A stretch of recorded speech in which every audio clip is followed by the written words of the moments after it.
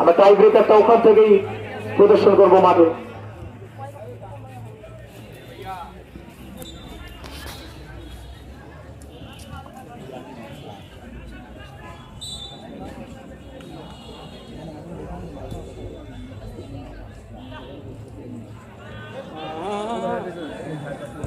এখন আপনাদের সামনে বক্তব্য রাখছেন আজকের খেলার প্রধান অতিথি জনাব মাহফুজ খন্দকার। বক্তব্য রাখছেন মাহফুজ খন্দকার।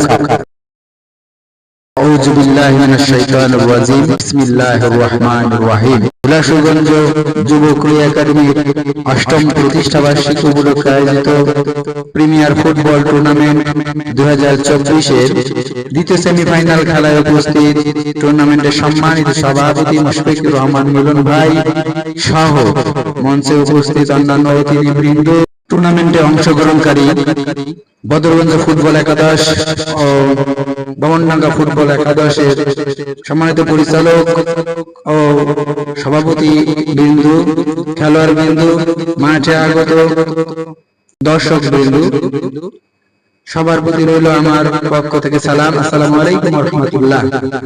অন্যান্য ধর্মের ভাইদের প্রতি রইল আমার অন্তরের অন্তঃস্থল থেকে শুভেচ্ছা, অভিনন্দন। আজকের এই খেলায় আমরা যারা অতিথি এবং দর্শক হিসেবে তোমাদের খেলা দেখার জন্য এসেছি, তোমরা যখন মাঠে খেলো তখন আমাদের ইচ্ছে জাগে তোমাদের সাথে মাঠে খেলি, কিন্তু আমরা জানি তোমরা আমাদের কার নেবে না। আমরা বুড়ো হয়ে গেছি, আমাদের মাথার চুলগুলো সাদা হয়ে গেছে। আমরা অনেক আগে আমাদের খেলাধুলায় সেই সোনালী সময় পেরিয়ে এসেছি। এখন তোমাদের সময়। খেলাধুলার মাধ্যমে এই মাঠগুলোকে জীবন্ত রাখবে, খেলাধুলার মাধ্যমে তোমরা শরীর চর্চা করবে, খেলাধুলার মাধ্যমে তোমরা তোমাদের অবসর সময়গুলোকে কাজে লাগাবে, আনন্দ লাভ করবে, শরীর ও মন সুস্থ থাকবে। তোমরা হয়তো বা জানো না, কিন্তু যারা ফুটবল খেলার সঙ্গে জড়িত বা ফুটবল খেলার সাথে সংশ্লিষ্ট তারা জানে প্রতি বছর হাজার হাজার কোটি টাকা ফুটবল এবং ক্রিকেট খেলার জন্য বাজেট করা হয়। এতদিন এইসব বাজেটের অর্থ সরকারের রুল বোকায় খেয়ে ফেলেছে। বৈষম্য বিরোধী ছাত্র আন্দোলনের মাধ্যমে আমরা যে নতুন বাংলাদেশ পেয়েছি, সরকার দুর্নীতি এবং অবসানের বিরুদ্ধে জনগণের অধিকারের পক্ষে যে অবস্থান, আমরা তার সাধুবাদ জানাই। প্রিয় খেলোয়াড় এবং দর্শক বিন্দু, শিক্ষা হচ্ছে জাতির মেরুদণ্ড। শিক্ষা ছাড়া কোনো জাতি, কোনো সমাজ এগিয়ে যেতে পারে না। শিক্ষা আমাদের মৌলিক অধিকার। এই ইউনিয়নের ৬টির অধিক উচ্চ বিদ্যালয় রয়েছে। শত শত ছাত্রছাত্রী এসএসসি এবং দাখিল পাশ করার পর ভালো মানের কোনো কলেজ না থাকায় উচ্চ শিক্ষা লাভের সুযোগ থেকে বঞ্চিত হয়। ৫ বছর পর পর নির্বাচনের সময় আসলেই আমাদের মতো ভোটারদের কথা মনে পড়ে।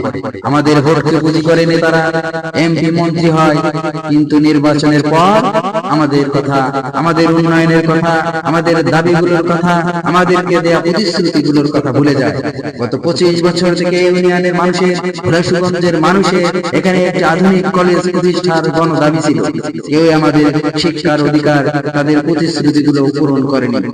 বৈষম্যহীন বাংলাদেশে বর্তমান প্রশাসনকে আমরা বলতে চাই, আমরা হুলাশুগঞ্জের আধুনিক কলেজ প্রতিষ্ঠার জন্য আবেদন করব।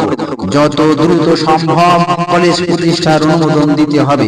যদি আমাদের দাবি কবুল করা হয়, যদি আমাদের দাবি পূরণ করা না হয়, যদি আমাদের শিক্ষার অধিকার থেকে বঞ্চিত করা হয়, হুলাশুগঞ্জের মানুষ প্রয়োজনীয় ব্যবস্থা গ্রহণ করবে। আমরা আমাদের অধিকার আদায় করে ছাড়বো ইনশাআল্লাহ। টুর্নামেন্টে অংশগ্রহণকারী উভয় দলের প্রতি শুভকামনা রইল এবং বিজয়ী দলের প্রতি রইল অগ্রিম শুভেচ্ছা।